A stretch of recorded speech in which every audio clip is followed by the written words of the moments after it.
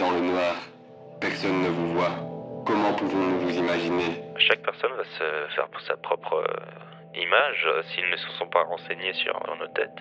Enfin, ce serait intéressant de savoir ce qu'ils imaginent, tout en se laissant porter par ce qu'ils entendent, par la voix et tout ça. Enfin, moi, je me rappelle que quand j'écoutais la radio, avant, quand j'étais jeune, genre j'écoutais D-Fool et j'entendais et j'imaginais les personnes derrière les voix. Et quand j'ai vu les personnes, j'étais très déçu.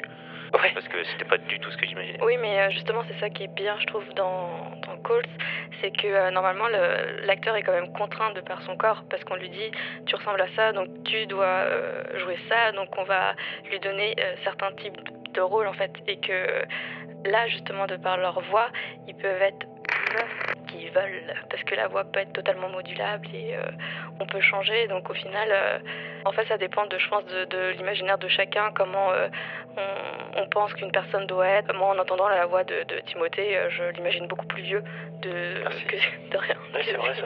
Mais parce que dans mon imaginaire, quelqu'un de vieux a une voix beaucoup, enfin, grave et posée, comme lui. En fait, je pense que ça dépend de chacun. En Calls, vos acteurs sont eux aussi dans l'obscurité. Se mettre à leur place, ça vous fait quoi? Ah bah c'est bien. C'est bien, mais c'est perturbant. Ouais. Et du coup, on se met un peu à leur place.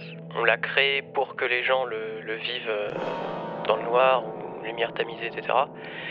Mais nous, lors de la création, on s'est pas mis dans cette ambiance-là. Et là, du coup, c'est perturbant. Je pense que le cerveau est un peu plus... Plus éveillé. Oui, voilà, il est plus prêt à réagir si quelque chose se passe.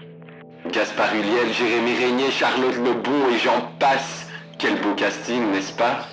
C'était une grande surprise de voir qu'autant de comédiens répondent positivement à l'appel. Nous, on a fait une liste improbable avec des noms improbables. Et on les a quasiment tous eus. Donc c'était l'énorme surprise de ce projet, en fait. Et sur le tournage, chaque comédien avait vraiment son petit truc à apporter. Je pense notamment à l'épisode avec Sarah Forestier, où toute la fin de l'épisode, moi je pensais pas du tout à quelque chose comme ça.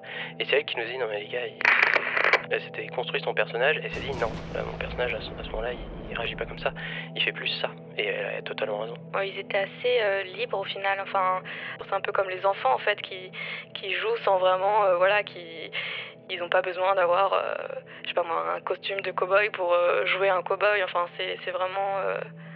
Tout passe par la voix, quoi. Ouais. Des voix qui contribuent à un univers assez sombre et effrayant.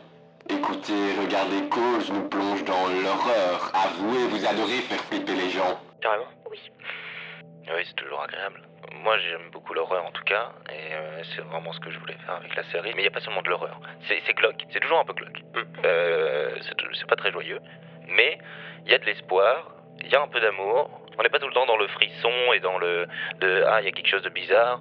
C'est plus soit du thriller, soit du paranormal même, du spirituel, et ou voilà, plus simplement juste de l'angoisse, quoi. L'épisode 1 pose l'événement global, et c'est la fin du monde.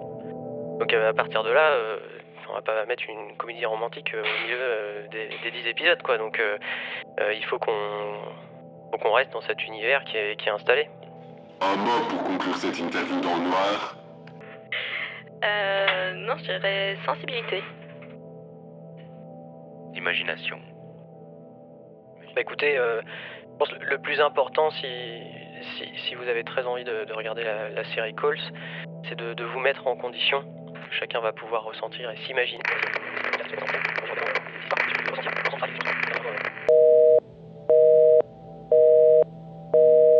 Ah merde, faut un mot.